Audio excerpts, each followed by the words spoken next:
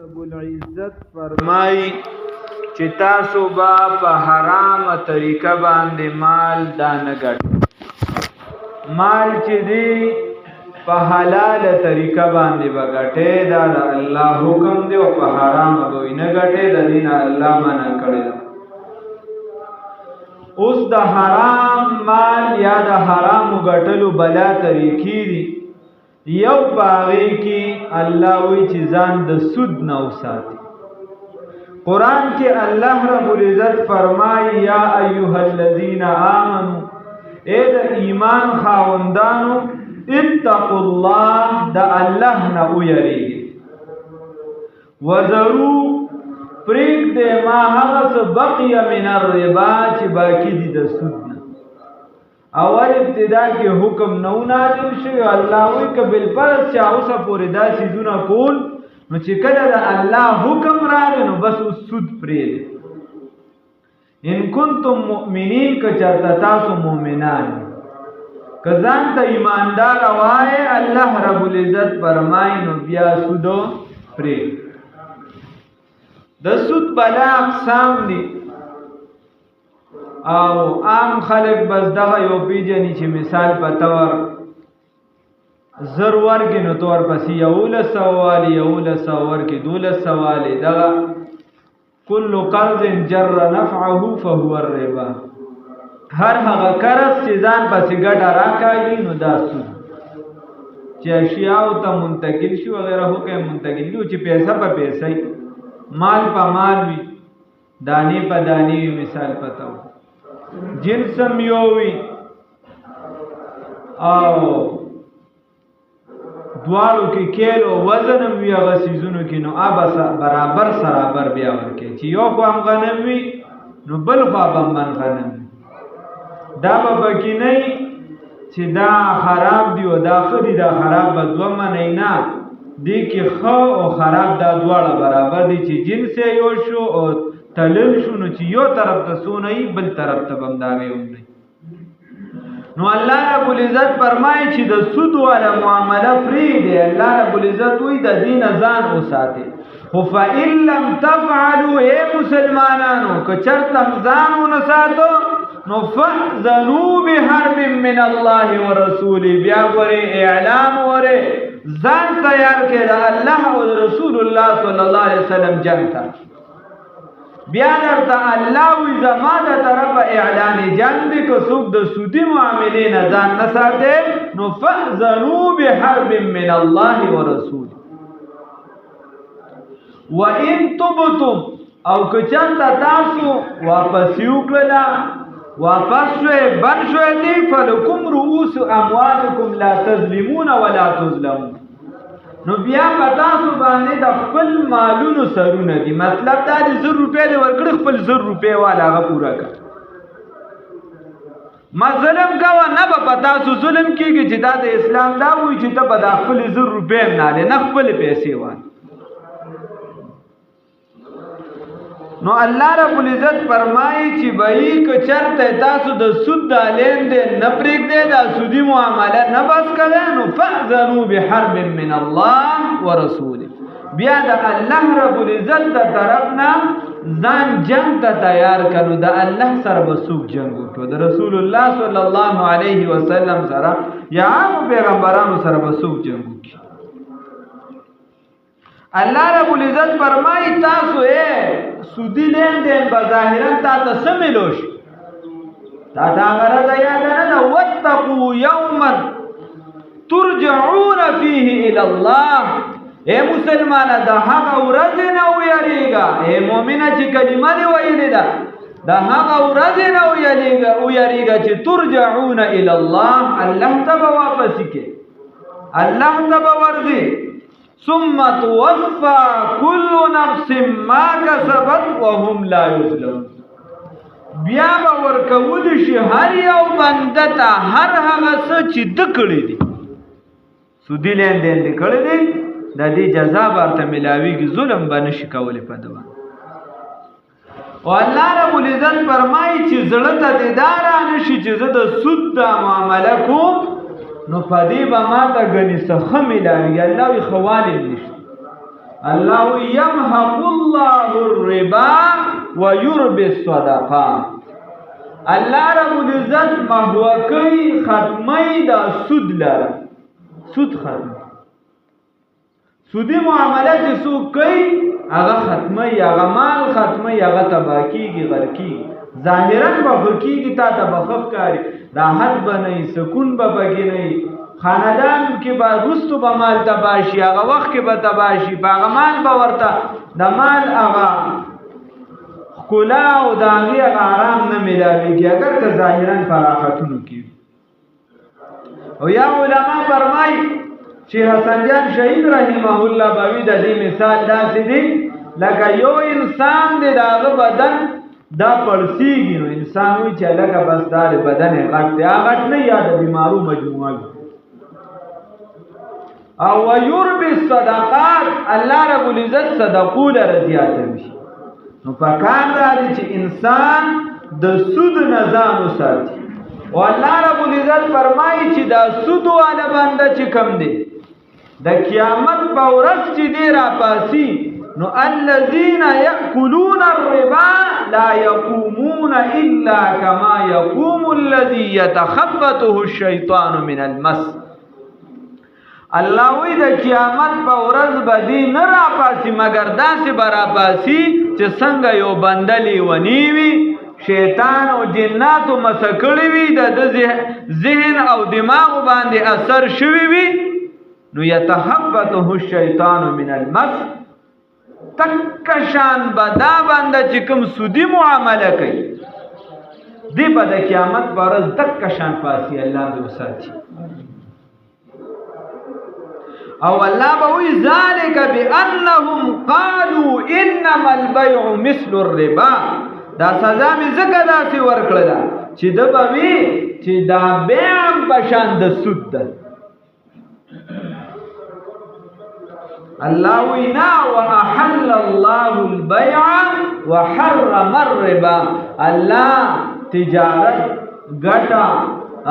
منډه تړله د ځان لپاره، حلال رزق لپاره دا الله حلال کړی دي، یا غشتل خرڅول الله د لاس پیلر کړی دي، نفع دا الله جایز کړی دا، منډه تړله وځان له کاروبار کوه، رزق ګټه الله د لاس پیلر کړی، ګټه پکې کوه، ډیره پکې کوه، چې لس ګټې الله رب العزت له د الله لومبي حق ادا کوه، او بیا ان خله چې لس ګټې سلو ګټه، 2000 وګټه، 15000 وګټه، خو الله وی سود مکه، هغه حرام کړی دی او دا ګټه درته حلال کړی. الله دې موږ د سود نه وساتي. او زمونږ استاد خپل محبوب پیغمبر رسول الله صلی الله علیه وسلم فرمایي وی د سود په یو حدیث کې راځي چې 3 او یا مرتبه دي، یعنی سوق لګ او ډیر او وغیرہ په دې کې بیا د مختلفو سودونو مختلف سزاګانې، یو کې راځي او یا بل کې 3 او یا وی د ټولو نه و ایسرها، د ټولو نه آسان او وړه ګناه هغه دا ده چې یو کس نکاح کې د خپل مور سره، دای د ټول نه په دې 73 کې دا وړه ګناه ده، ته وای چې غټه دې سون. او دا موږ چې کم کو دا ټول د سود غټ اقسام دي، دا واړه نه دي، الله دې وساتي. نو رسول الله صلی الله علیه وسلم فرمایي وای د سود 73 شاخ ورته وایا، 73 مرتبه او درجه ورته وایا، او وړای چې دا هغه دا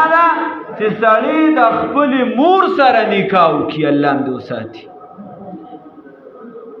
بل حدیث کې رسول الله صلی الله علیه وسلم فرمایي وی د سود 1 روپۍ خوړل چې د ته پته ای چې دا سود دی، د سود 1 روپۍ خوړل چې د ته پته ای چې دا سود دی، دا چې شوه چې 30 ځله د زنا وکړله. 1 روپۍ خوړل د سود داسې ده چې لکه 36 بار د زنا وکړله. د دې وجه به کعب الاخبار رحمه الله فرمایل وی ما ته دا خوښه ده چې 30 ځله د زنا وکم خدا را ته خوښه نه ده چې دا 1 روپۍ د سود دا زه وخورم. الله دې وساتي. ډېره سخته سزا ده. او حدیث کې راځي رسول الله صلی الله علیه وسلم فرمایي چې په کوم قوم کې سود عام شي، چې په کوم قوم کې سود عام شي، نو الله رب العزت په دې باندې قحط راولي، قحط سالی بارانونه په باندې ډېر. نو چې څونه عام کېږي تاسو بیا ګورئ هغې شکلونه مختلف کېږي. چېرته خلک وي د موسمیاتو تبدیل ظاهرا به هم دقه سببونه ګرځي خو باطنا به دقه سبب. او چې په کوم قوم کې وي رشوت عام شي، رسول الله صلی الله علیه وسلم فرمایي د حدیث مفهوم دی چې په کوم قوم کې رشوت عام شي نو په هغې باندې به روب او یره د بل قوم پرته وي، د بل چا به پې یره پرته وي، روب به وي پې. نو دا مونږ کې دغه ټول پراته دي. د دې وجې یو بدري صحابي د زوی واقعه یو عالم را نقل کوي، وایي زما د هغه سره د کوفې په یو جومات کې ملاقات وشو. هغه راته وایي چې یو خبره درته کوم، زه په یو کلي را تېر شوم، په صحرا کې راتلم، نو هغه کلي هغه ټول تباه شوي، داسې روان ویجاړ پروت و. نو زه ورته ډېر وخت په سوچ کې تللی وم، ما وی چې دا کلی چې دی دا ولې تباه دی او دلته څوک معلوم کړم چې ما ته د دې احوال ووایي چې دا د څه د وجې خدای تباه. نو یې ومېلېدل چې هغه لارونه یو سړی را روان دی. وایي ما ورته ووایي چې دا قوم په څه وجه تباه شو، د څه عذاب پرې راغی، که څه دي دا کورونه داسې ټول روان ویجاړ پراته دي، دا خو غونډ کلي داسې روان دي. وایي ما ته یې وایي چې په دې خو ډېره شدیده زلزله راغلې وه. نو ما ورته وی چې وجه څه وه؟ وایي ما ته وی چې دې کې سود ډېر عام، سود پکې ډېر عام. الله دې وساتي. رسول الله صلی الله علیه وسلم معمول داو په باندې موکو به د سحر مون نه پس مخ مبارک راواړو، صحابو ته به وی وای تاسو کې چا خوب لیدلې دي؟ نو چاوي ورته یا صاحب ما لیدلې دي. نو هغه ته به وی د دې دا تعبیر دی. یو پیره تاسو کو نه یو دې صاحب مونږ کې خو چا نه لیدلې، یا ورته مونږ نه لیدل. رسول الله صلی الله علیه وسلم ورته فرمایل بیګا ما یو خوب لیدلې او د پیغمبر خوب وਹੀ هغه درته وی وګت خوب دی. خو یو خبره پکې دا ده، وی په یو قوم باندې تیر شم، په یو کس باندې، یا لکه بار کسان خبرې مه کوئ، ښه بار کسان خبرې مه، یا دننه راځئ یا د مخې نه اخوا شئ، نو که بیا خبرې مه کوئ نو ما ته به نه ښکاري. دویم نمبر دا دی چې کوم رسول الله صلی الله علیه وسلم ډېر کسان پناه ناستي، درم دیوال شاته پناه کېنی، ګندامه ته پکې مخامخ څه لګېږي. الله رسول دی، بس ما ته توجه، هغه ما خبره او ما ورته وکړله، تاسو دې خوا توجه ساتئ. رسول الله صلی الله علیه وسلم وفرمایل چې داسې کار دی چې ما بیګا خوب لیدلی او په یو کس باندې تیر شوم چې هغه به په یو اوبو کې لامبل کوشش به کو چې ځان غاړې ته روباس، چې دې غاړې ته به راوته نو دغلته به یو سړی ولاړ و، ده به یو کاڼی راغشتي و، په دې خوله به بیا وویشته، چې وبیا ویشته نو دې ګزار سره به د دې سیند منځ ته بیا ورګزار، بیا به د کوشش کو دا د عذاب بس کو بیا به دې اړخ ته راته، چې اړخ ته به ورسېد ده به بیا وویشته په دې خوله، بیا به دې منځ ته ګزار. نو ما دا فرشتو نه تپوس وکړو چې چا روان کړی جبرائیل او میکائیل علیهم السلام چې دا څوک دي؟ وی دا ستا د امت هغه سودخور دی، د امت هغه سودخور دی چې د سود خوړلی دي، سود کوي، د ده به دا عذاب. الله دې وساتي. ما تاسو ته بیا ووایي رسول الله صلی الله علیه وسلم فرمایي چې اویا یو روایت کې یو کې راځي 3 اویا درجې. بل حدیث کې رسول الله صلی الله علیه وسلم فرمایي چې د معراج په شپه باندې چې زه کله وم اسمان ته ورسېدم، نو یو قوم می ولید او هغه په یو لار کې پراته دي او دا خېټې دومره غټې دي لکه کورونه او دې خېټو یې په لاندې زور کړی دي ځوړندې الله مثال او په دې خېټه کې دنه د عذاب د لړمانان او ماران ښکاري سخت عذاب دی په او آل فرعون چې کوم فرعونیانو ته عذاب ملاویږي دا په د پاسه تیریږي او د دې د پاسه خپېږ دي سارو ماښام الله قرآن کې وایي چې آن د فرعون ته سارو ماښام عذاب پیش کوي هغې په سارو عذاب د دې په سرونو جهنم ته تیریږي او جهنم عذاب ورکولی شي وایي ما تپوس وکړو د جبرائیل علیه السلام نه ورسره د معراج په واقعه کې ملګري چې دا څوک دي وایي راته ووایي چې دا ستا د امت سودخواره دي چې سود کوي الله هم دې وساتي نو د سود معامله ګورې ډېره سخته ده د دې نه به لویه خبره صحیح بس نو چې الله وایي فأذنوا بحرب من الله ورسوله زما د طرف نه دې ته اعلان جنګ دی الله وایي زما ورسره جنګ دی په دنیا کې یو کس کمزوري نه که چا سرون خو دې هلک مضبوط نو خلک ولله راشي څه کار بس پرېږده مړه پرېږده وایي سړیه وایي اس خپله غریبي کوه مضبوط کس څه کې خدای به ووایي دا چل به شي هغه خلکو ته وایي مه کوه دښمني یا چې دا ډېر مضبوط سره څوک هسې بې څه دښمني کوي لاس ورچوي نو خلک وایي کمکل او تو وایه چې الله درته وایي که سود کې نو زما اعلان جنګ دی تا سره ګورې فأذنوا بحرب من الله ورسوله او علما لیکي چې په قرآن کې او په احادیثو کې پس د شرک نه سخترینه سزا دومره تیزه د چا دپاره ډایرکټ په ډایرکټ نه ده ذکر شوی لکه څنګه چې د سود دپاره ذکر ده چې الله وایي زما در سره اعلان جنګ الله هم دې وساتي رسول الله صلی الله علیه وسلم فرمایي د وو هلاکېدونکو څیزونو نه ځان بچو ساتي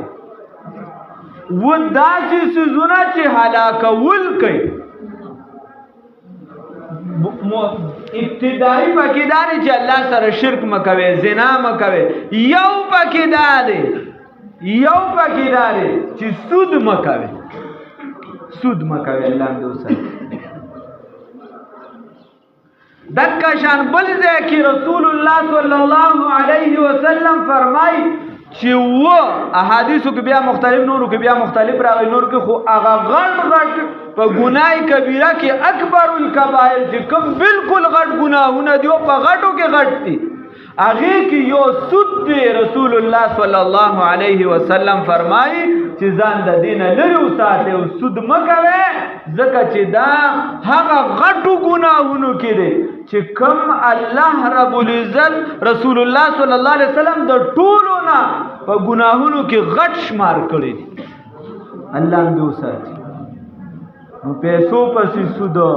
دا ګیمونو میمونو په رنګ کې نن سبا راوتي دي دکه شان یو من ورکول او مکه سیز دو من اغستل من ورکول په هغې کې قرض کول په جنس کې چې دا سیز به ته کال پس معلوم دکه شان راکې دم سودي معامله حتی جرنده کول او جرندې له هغه د غنمو نه غنم اوچتول لو کول او د لو د هغې نه اوچتول دا ټول ناجایز دي جرندم چې یو کس کوي مسله یاده څه د غنمو نه به غنم نه اوچتوي مسله داره پیسې به ورکېده یا که غنم هم ورکېده بل نورو غنمو نه به ورکېده دغه نه به نه ورکېده موږ ته خو د ځنو د سره پته نشته ناشنا راته ښکاري نو الله رب العزت ته موږ د سود نه بچ کړي ګوره ځان ته بچ وساتئ او تا سره خپل کشر د زنانه د کور والا څه داسې ظلم کړی دی چې ته د هغې وینه په حرامو جوړی ته د هغې وینه په هغه څیز جوړی چې د هغې متعلق الله فرمایلی دي چې زما در سره اعلان جنګ دی او بیا بالفرض تا دې ظاهرا زیاته کړه نو ته چې سبا وفات شي نو اعلان جنګ خو تا د الله سره کړو بچي خو دې نه دی کړی تا ته خو په خپله ګناه ملاوېږي ستا ګناه او ستا بچي ته نه ملاوېږي یا ته د بچی د وجه خو بیا چې دی هغه دا نه وایي چې خیر دی د سود دا دای مال زیاته کړی دی بس خیر دی بس زما پلان ماف کړه دا شی په ما راوړه نه چې کوم بنیاد تاریخي دی هغه نور پسې بیا زیاتېږي نو د دې وجې الله رب العزت موږ د حرام نه بچ کړي او په حرامو کې غټ څیز یو سود دی نو د سود نه ځان کوشش وکړي بچ ساتي اوسه پورې قبیل پرست چا کړي داسې زیاتې یا پکې څوک اختی الله ته د توبه وباسي او نوان دې د دې نه ځان بچ کړي چې الله وایي چې زما د سره اعلان جنګ دی نو دې ووایي لاسونه دې اوچت کړي چې خدایه زه ستا د جګړې قابل نه یم خدایه زه جګړه نشم کولی تا سره زه هېڅ هم نه یم زه ستا د غلامانو برابر هم نه یم زه ستا یو عام وړوکي شانتې بنده یم یو عام ګناهګار یم بس غلطي رانه شوې ده خطا رانه شوې ده د خدای پاک در چې دی دا پراخه دی خدایه تا ته توبه وباسم او نن نه پس د سود نه زما توبه را الله دې توفیق راکړي خدایه ته رانه